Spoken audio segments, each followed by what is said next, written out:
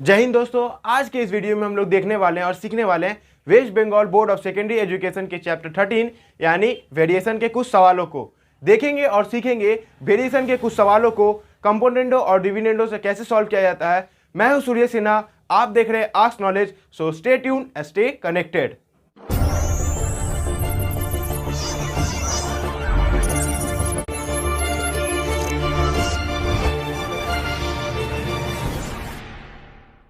दोस्तों, वीडियो को शुरू करने से पहले मैं ये आपको रिक्वेस्ट करता हूं कि आप इस वीडियो को आखिर तक जरूर देखें बिना स्किप किए हुए। और अगर आपने पहली और दूसरी भाग को यानी कि वेरिएशन के फर्स्ट और सेकंड पार्ट को नहीं देखा है तो जा करके जरूर देख ले, डिस्क्रिप्शन में लिंक दिया गया है। तो दोस्तों, पहला सवाल कुछ इस तरीके से है। x varies directly with y and inversely with z. When y equals to 4, z equals to 5, then x equals to 3. Again, if y equals to 16, z equals to 30, let us write by calculating the value of x. तो दोस्तों, सवाल में कुछ ये दिया गया है, x varies directly with y and inversely with z. बोला गया है अगर y का वैल्यू 4 है और z का वैल्यू 5 है तब x का वैल्यू 3 आता है। तो आप ये फाइंड करके बताइए y का वैल्यू जब 16 है, z का वैल्यू जब 30 है तो x का वैल्यू क्या होगा। तो चलिए हम लोग इसको ये रिलेशन को एक इक्वेशन में कन्वर्ट कर लेते हैं। और इक्वेशन में कन्वर्ट करने के लिए क्या करना पड़ता है, एक कांस्टेंट देना पड़ता है। तो x equals to y by z into k equals to constant. तो हम लोगों ने इसे एक इक्वेशन में कन्वर्ट कर लिया। अब सबका वैल्यू पुट करो। x इक्वल्स टू y का वैल्यू कितना था 4, z का वैल्यू कितना था 5 और x का वैल्यू कितना था 3 इंटू k, यानी कि यहां से 15/4 इक्वल्स टू k निकल के आ रहा है। ठीक है, अब हम लोग आगे बढ़ते हैं। Now x equals to y by z into K, ये हम लोग को तो पता ही है। अब हमें y का वैल्यू कितना दिया गया है, 16 दिया गया है। z का वैल्यू कितना दिया गया है, 30 दिया गया है। और अभी हम लोगों ने फाइंड किया k का वैल्यू 15/4 है। तो इसे कैंसिल कर लो, 2 टाइम्स और ये 4 टाइम्स और ये 2 टाइम्स। तो यहां से x का क्या वैल्यू निकल के आ जाएगा, x का वैल्यू 2 निकल के आ जाएगा, यानी कि आंसर x इक्वल्स टू 2। ऐसा सवाल आपके बोर्ड एग्जाम में 2 मार्क्स के लिए पूछा जा सकता है। तो चलिए दोस्तों, बढ़ते हैं अगले सवाल की तरफ। तो दोस्तों, ये रहा अगला सवाल आपके स्क्रीन के ऊपर। x varies directly with y and inversely with z. When y equals to 5, z equals to 9, then x equals to 1/6. Let us find the relation among the three variables x, y and z. And if y equals to 6, z equals to 1/5, let us write by calculating the value of x. तो दोस्तों, हमारे इस सवाल में बोला गया है x varies directly with y and inversely with z. अब बोला जा रहा है y का वैल्यू 5 है, z का वैल्यू 9 है और x का वैल्यू 1/6 आ रहा है।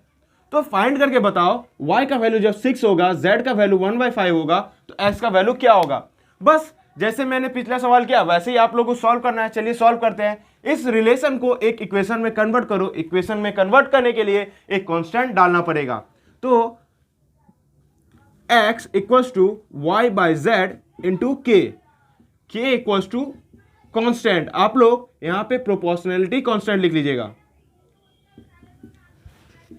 ठीक है, यहां से हमारा ये इक्वेशन तैयार हो गया। अब सबका वैल्यू पुट कर दो। x इक्वल्स टू y के वैल्यू के जगह पे 5, z के वैल्यू के जगह पे 9, k का वैल्यू कुछ नहीं है और x का वैल्यू कितना है 1/6। तो इसे कैलकुलेट कर लेंगे। 3 के टेबल से 2 टाइम्स, 3 के टेबल से 3 टाइम्स। तो यहां से ये क्या बन जाएगा 3/10। ये 3 ऊपर चले गया, 5 ये नीचे आकर के 2 से इंटू हो गया। तो k का वैल्यू क्या आ गया 3/10। नाउ हमें क्या फाइंड करना है, x का वैल्यू। और रिलेशन हमें, इक्वेशन हमारे पास क्या है, x equals to y by z into K. और x इक्वल टू वाई का वैल्यू कितना दिया गया है 6, z का वैल्यू कितना दिया गया 1/5 और k का वैल्यू हमारे पास क्या है 3/10 और x equal to 6/1 into 5/1 into 3/10। तो 5 के टेबल से ये 2 टाइम्स में कैंसिल हो गया, 2 के टेबल्स में ये 3 टाइम्स में कैंसिल हो गया और x का क्या वैल्यू निकल के आया, x का वैल्यू निकल के आया 9 और हमारा आंसर भी क्या हो जाता है, द रिक्वायर्ड वैल्यू इज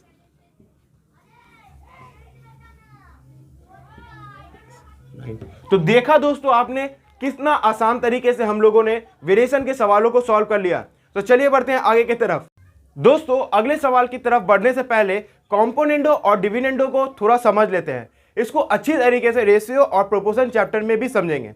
तो कॉम्पोनेंटो डिविडेंडो होता क्या है? कॉम्पोनेंटो, पहले कॉम्पोनेंटो समझते हैं।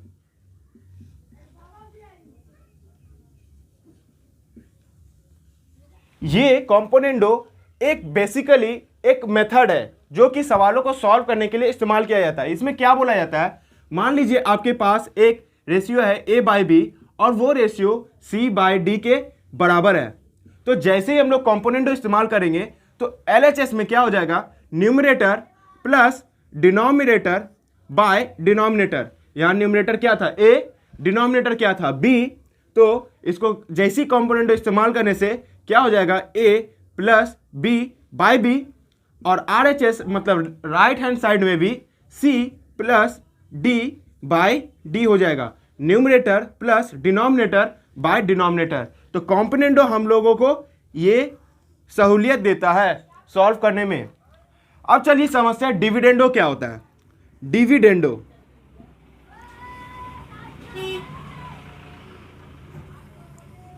मान लीजिए आपके पास एक रेशियो a/b है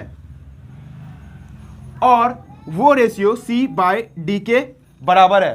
तो जैसे ही हम लोग डिविडेंडो इस्तेमाल करेंगे तो वो क्या हो जाएगा, numerator minus denominator by denominator equals to right hand side में भी numerator minus denominator by denominator. तो डिविडेंडो इस्तेमाल करने से ये रेशियो इस तरीके से तब्दील हो जाएगा और कॉम्पोनेंटो इस्तेमाल करने से ये रेशियो इस तरीके से तब्दील हो जाएगा और इसे हम लोग सवाल में अच्छी तरीके से सवाल को जल्दी सॉल्व करने के लिए इस्तेमाल करते हैं। तो दोस्तों कॉम्पोनेंटो और डिविडेंडो हम लोगों ने अलग अलग समझ लिया है। अब एक आता है कॉम्पोनेंटो और डिविडेंडो एक साथ। तो कॉम्पोनेंटो एंड डिविडेंडो क्या होता है, कॉम्पोनेंटो एंड डिविडेंडो। अभी हम लोगों ने अलग अलग करके कॉम्पोनेंटो और डिविडेंडो समझ लिया और एक होता है कॉम्पोनेंटो और डिविडेंडो एक साथ। तो ये क्या बताता है, ये बताता है अगर आपके पास एक रेशियो है a/b और वो c/d के बराबर है तो जैसे हम लोग कॉम्पोनेंटो एंड डिविडेंडो इस्तेमाल करेंगे तो ये कुछ इस तरीके से हो जाएगा, numerator plus denominator bye numerator minus denominator और RHS में भी numerator plus denominator bye numerator minus denominator. तो कॉम्पोनेंटो और डिविडेंडो इस्तेमाल करने से हम लोगों का सवाल कुछ इस तरीके से कन्वर्ट हो जाता है और हम लोगों को सवाल को सॉल्व करने में आसानी होती है। हम लोग आगे के सवाल में इसको अच्छी तरीके से समझ लेंगे। दोस्तों अगर आपको ये वीडियो पसंद आ रही है तो लाइक करें, हमारे इस चैनल से जुड़े रहने के लिए इस चैनल को सब्सक्राइब करें और नोटिफिकेशन की बेल आइकन को दबाना ना भूलें। इस वीडियो को कम से कम 2 लोगों में आगे जरूर से जरूर शेयर करें। तो चलिए बढ़ते अगले सवाल की तरफ। दोस्तों अगला सवाल कुछ इस तरीके से है, A varies inversely with C, C varies inversely with B. Let us show that A varies directly with B. तो हम लोगों को कुछ ये दिया गया है, A proportional to 1/C, C proportional to 1/B और प्रूफ करके बताना है A directly proportional to B है। ठीक है, तो नाउ इस रिलेशन को हम लोग एक इक्वेशन में कन्वर्ट कर लेते हैं। We know A proportional to 1/C है। यहां से हम लोग इक्वेशन में अगर लिखेंगे तो A equals to 1/C into K1 equals to constant. कोई दिक्कत है? कोई हमें रोक सकता है ऐसे करने से? नहीं रोक सकता है। तो चलिए आगे बढ़ते हैं। यहां से A इक्वल्स टू 1/C हो गया और हम लोग ऐसे लिख सकते हैं C equals to 1/A into K1, ठीक है, ये हमारा इक्वेशन 1 हो जाएगा। और हमें क्या पता है, हमें पता है C प्रोपोर्शनल टू 1/b है और C equals to 1/b into K2। देखिए यहाँ K1 कांस्टेंट मैंने ले लिया था, इसीलिए यहाँ पे K2 ले रहा हूं। K2 इक्वल्स टू कांस्टेंट, और ये इक्वेशन 2 हो जाएगा, ठीक है, ये इक्वेशन 2 है। Now from equation 1 and 2, from 1 and 2, देखिए C का वैल्यू ये चीज है और C का वैल्यू यहां पे ये चीज है, तो क्या हम लोग बोल सकते हैं कि ये वाला चीज यानी कि 1/a into K1 1/b into K2 के बराबर है? हाँ, जरूर बोल सकते हैं। और 1/a into K1 equals to 1/b into K2, ठीक है, हम लोग यहां लिख सकते हैं ये चीज। सब कांस्टेंट को एक तरफ कर लो, सब वेरिएबल को एक तरफ कर लो, तो यहां से b/a इक्वल्स टू K2/K1 हो जाएगा। और हम लोग लिख सकते हैं b equals to a into K2/K1। अभी मैंने बताया था जैसे ही हमें कोई भी इक्वेशन को रिलेशन में कन्वर्ट करना पड़ता है तो हम लोग कांस्टेंट्स को हटा देते हैं। तो जैसे ही हम कांस्टेंट को हटाएंगे तो b प्रोपोर्शनल टू a हो जाएगा, since K2/K1 equals to constant. ये पूरा एक कांस्टेंट है तो हमारा b प्रोपोर्शनल टू a हो जाएगा, यानी कि a प्रोपोर्शनल टू b। तो a proportional to b is proved. हमारे पास आंसर यानी कि प्रूफ निकल के आ चुका है। तो चलिए दोस्तों बढ़ते हैं अगले सवाल की तरफ। देखिए दोस्तों अगला सवाल, if x proportional to y, y proportional to z and z proportional to x, let us find the relation among the 3 constant of variation. ये बहुत अच्छा सवाल है, आपके बोर्ड एग्जाम में आ सकता है और लेकिन हार्ड नहीं है। चलिए सॉल्व करते हैं। चलिए हमारे पास दिया गया है x proportional to y, y proportional to z and z is proportional to x, ठीक है। हमें पूछा जा रहा है कि इसके और इसके तीनों जो कांस्टेंट है जो अभी आएंगे उनके बीच में आपस में क्या रिलेशन है। तो चलो पहले कांस्टेंट तो लेकर के आओ। पहला हमारे पास क्या गया है, given x proportional to y, therefore हम लोग लिख सकते हैं x equals to y into K1, और K1 क्या है, कांस्टेंट है, ठीक है, कांस्टेंट ऑफ वेरिएशन। उसके बाद हम लोग लिख सकते हैं since y is proportional to z, y equals to z into K2, यानी कि K2 इक्वल्स टू कांस्टेंट, ठीक है। अब देखिए यहां पे y है, यहां पे y है।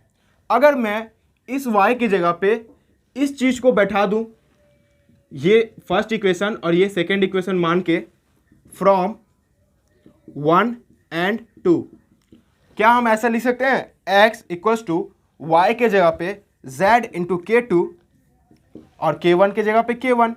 तो क्योंकि y का वैल्यू तो ये आया था तो हम लोग इस्तेमाल कर ही सकते हैं। तो यहां से क्या हो गया, x equals to z into K2 into K1, ये हमारा इक्वेशन 3 बन गया है, ठीक है। और एक चीज हम लोग क्या दिया गया है, given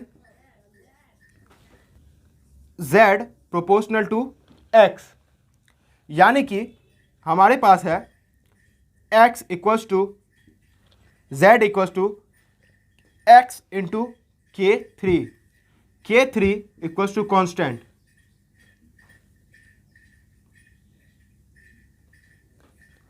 z equals to x into K3 और K3 क्या है, कांस्टेंट है। तो हमारे पास क्या है, अगर मान लो इसे इक्वेशन 4 मान लेते हैं, तो अगर ये x z का जो वैल्यू है वो हम लोग इक्वेशन 3 में पुट करें, पुटिंग 4 in 3, तो ये क्या हो जाएगा, x इक्वल्स टू z का क्या वैल्यू था, x इंटू K3 और K2 और K1 मल्टीप्लाई में है। ठीक है, हमारे पास कुछ ये निकल के आएगा जब हम लोग इक्वेशन 4 को इक्वेशन 3 में पुट करेंगे तो। और यहां से देखिए ये x और ये x कैंसिल हो गया, यहां पे क्या बचा LHS में 1 K3 into K2 into K1। तो हमारे पास रिलेशन निकल के आ गया है तीनों कांस्टेंट के बीच में, K1 into K2 into K3 हमारे पास क्या हो जाएगा, आंसर हो जाएगा 1। तो हमारे पास द रिक्वायर्ड रिलेशन क्या है, रिलेशन बिटवीन